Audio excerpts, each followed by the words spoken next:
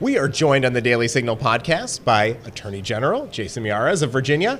Jason, congratulations on what you've accomplished in the first 3 months. You have been busy nonstop since Inauguration Day in mid-January.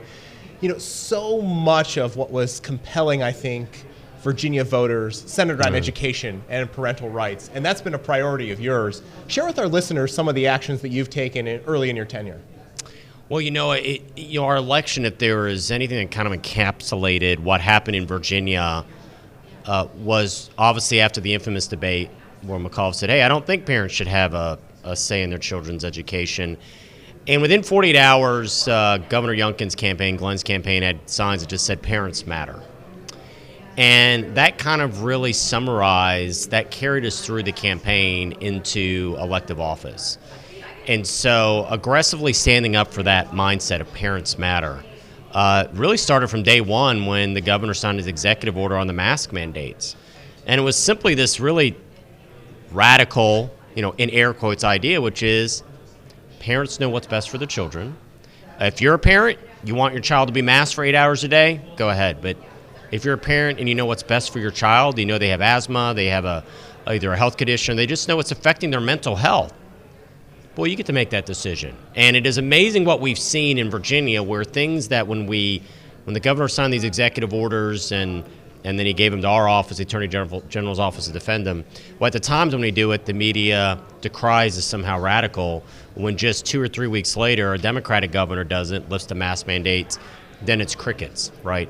And so what we've seen is we're now entering, the third year of this pandemic, and people generally have the attitude of let's treat people like adults, let's empower parents. And then it also says what happened in our school with the curriculum and what we're seeing in our schools. I can think of no time that you've seen in recent history where in polling, where traditionally Democrats have been, who do you trust more in education? The Democrats have always had that edge. Don't agree with it, but that's just what the polling has shown. Now you're seeing Republicans and conservatives have that edge, and it's because parents have such a sense that these school boards and so many of these elected officials and so many of the school administrators aren't listening to parents. So empower parents, listen to parents. Parents matter. They know what's best for their child. Let's give them the tools to do what they need to do. You really led the way, and as you've talked about, the governor really charged you with defending his executive order. Right. And let me tell you, as a parent of 2 kids who are in public school in Virginia, I'm grateful for what you were able to do. Also, as a resident of Fairfax County, you have made a case there, really a centerpiece, to combat this notion of critical race theory and diversity and some of the woke ideas that the left is trying to foist on our public schools. Talk to our listeners about what's going on specifically in Fairfax County with Thomas Jefferson High School. Well, for your listeners, Thomas Jefferson High School is a magnet school for science and technology. They've had this, really radical, in air quotes, idea, which is if you are smart enough and good enough and have the background, you can get on the Thomas Jefferson High School based on merit. If your grades are there, your scores are there, you're going to be able to go to Thomas Jefferson High School. Well, it is a majority-minority high school traditionally.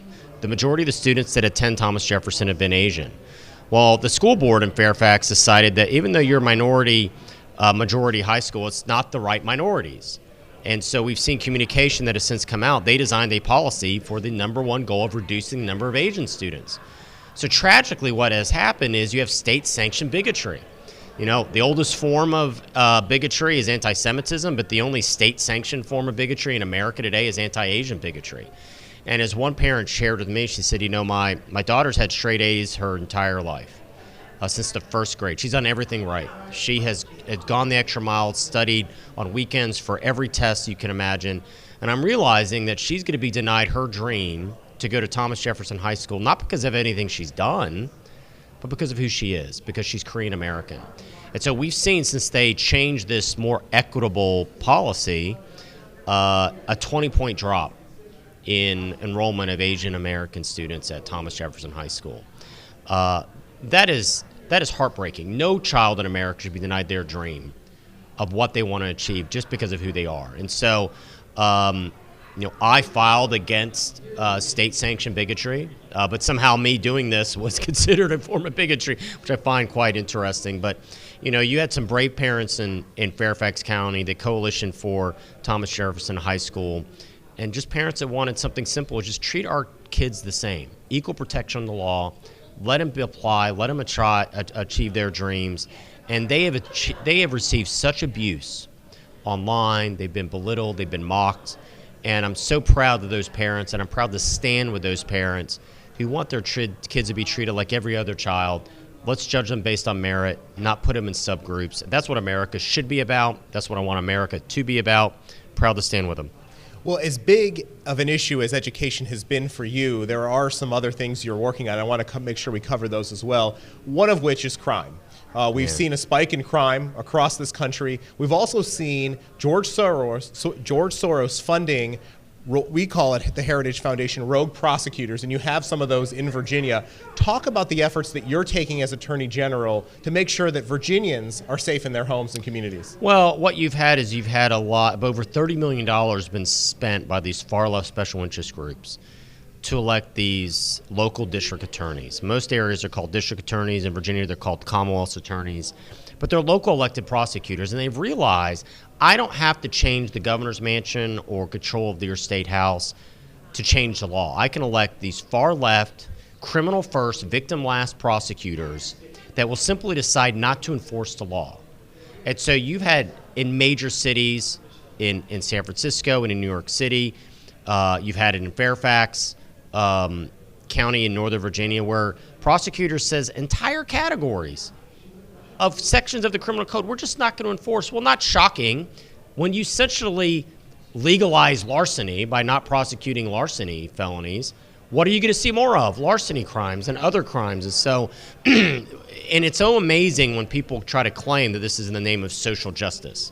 It's not social justice, it's warped justice. Because criminal justice reform without criminal justice is not criminal justice. And it certainly isn't justice for the victims of violent crime. And so what you have seen is you've seen a murder rate skyrocket in Fairfax and all these other localities. And so we have really pushed for changes allow us to go after a lot of these violent criminals. We have to change the code in Virginia. I've actually decided to be the honorary chair of a new group called Protecting Americans Action Fund that's going to actually provide some support for these common sense prosecutors that really they just want to enforce the law. And so that's a lot of it. A lot of it is we're having a mass exit of law enforcement. And the one thing the governor and I have really been big on is making sure law enforcement understand they're appreciated, they're valued, obviously push for a big pay increase for them. But, right now you talk to law enforcement, they don't feel like anybody has their back. They don't feel like the media has their back. They don't feel like these local far-left prosecutors have their back. And so one thing we've been messaging, I've been going around Virginia, is talking to them, it's like, we have your back. For me to go to work in the morning, I put on a coat and tie. They go to work in the morning and put on a bulletproof vest. It's a job unlike any other. And so we are pushing aggressively back on this. Crime is up. Obviously, we're dealing with the opioid crisis as well. And so having a criminal last, victim first mindset, that's one of the first steps that we're doing in Virginia. You brought up the opioid crisis. I know that that's an issue that it does not get the attention that it really deserves from the national media, even state media. It's seismic. So what is the situation in Virginia, and what are some of the steps that we can take to get to solutions? Well, I'll tell you this. We are in the midst of unlike anything we've ever seen as a nation on this issue. We've lost 105,000 Americans to overdoses from opioids and fentanyl. To put things in perspective for your listeners, that is the equivalent of 2 Vietnam Wars in 12 months. We lost about 50,000 men over 15 years of fighting in Vietnam. We're losing twice of that in 12 months. And if you don't think elections matter and leadership matters, and you see what's happening on our border, it was already tragic. We were losing about 50-some thousand about every 18 months. It's doubled for every 12, and it's all because of what's happened on our border. And so our office is actively, aggressively talking to other attorney generals about what we're going to be able to do in our capacity on the border. Not quite ready to announce it yet. Will be coming soon. But what has happened right now, and the fact that the Biden administration is thinking about lifting Title 42, that was been a mechanism in place to try to control some of the influx. It's already a disaster. What's happening in our border, it's going to be even more disaster. And it's not just the fentanyl and the opioids, it's the human trafficking. These cartels, they know what's going on. I talked to a Homeland Security agent and says the cartels knows what's happening. They see that our meager forces that we have on the border are being drawn to try to deal with a humanitarian crisis, and as a result, they are flooding over the border this fentanyl. The fentanyl the size of what's my fingernail, it could kill, everybody in a ballroom here, hundreds of people. It's just lethal. And so it needs to be treated almost like a WMD. It's that lethal. Talked to one state police officer, said, we're having to send Narcan out with our dogs, our sniffing dogs. That's how potent this is. It's flooding our areas. It's incredibly potent, and we're doing everything we can to push back. But it begins with harsh sentencing for drug dealers and getting them off the street. When you turn your criminal justice system into a catch and release program, you get these dealers back on the street, they're dealing more of this poison to our kids, and we're seeing more and more funerals and more loved ones lost. It's tragic, and it really goes back to making sure we're tough on these dealers and get them off the streets, and also go after these cartels. Jason, we're talking about some pretty heavy issues here. We're also in a situation in our country where, so many people think we're headed down the wrong track with President Biden in the White House and some of the policies he's pursuing, whether it be on the border or lack of enforcement thereof. Yeah. You have the opportunity to travel Virginia and talk to people from high school age to other constituents. What is your message to them? Obviously, you want to present an optimistic vision for the future, but why should we be optimistic at a time when I think so many people are concerned about where we're headed? I think one of the main things we've forgotten as Americans in some ways is we've forgotten that we are indeed this last best hope on earth. I mean, I'm proudly wearing my Abraham Lincoln socks here. Your listeners can't see it, but Lincoln called us the last best hope on earth. And if you think about it, when he said those words, we were only 80 years young as a country. We're in the midst of a horrific civil war. But Lincoln's genius is he knew what we could become as a country. And so that last best hope means we've given more second chances to more people than any country ever. We have been that beacon on a hill for so many people, and so sometimes we forget it. What we've become, and so far in this country, we have a lot of people that have created a crisis of confidence. It begins in our education system. We don't teach American exceptionalism anymore. That's the one thing that is astonishing for me when I talk to high school students is they don't ever hear it. And I had a young person that challenged me on this recently when I was visiting his school, and I said, and your listeners can do this, I said, listen, if you don't believe we're unique, go on YouTube and type in the Summer Olympics Tokyo, the most recent Summer Olympics, and watch the opening ceremony, the Parade of Nations. 119 countries walk in. There's only one country that when that country walks in, it looks like everyone. It looks like every color, every creed, every faith. That is what's amazing about this country. And that we have been that light of freedom for so many people. And young people, we could talk about where we have fallen far short. And we've had some dark chapters in our nation's history. We should teach it. But goodness gracious, we should also teach that we have gotten it right a heck of a lot more than we've gotten it wrong as a country. And you could just look at how we are so different. And it's an amazing thing. I'm a little biased, obviously, since my mother fled Cuba with nothing, as a homeless teenager. And so I tell people all the time, gratitude's one of the most underrated of human traits. Ingratitude's one of the ugliest. Gratitude is one of the most underrated. I've always had such gratitude, the fact that I could breathe the air as a free American. And so it's a unique country. Those are the type of messages. And people are drawn to it. When they hear it, they instinctively realize, you know what? We are different. We are unique. We are worth fighting for.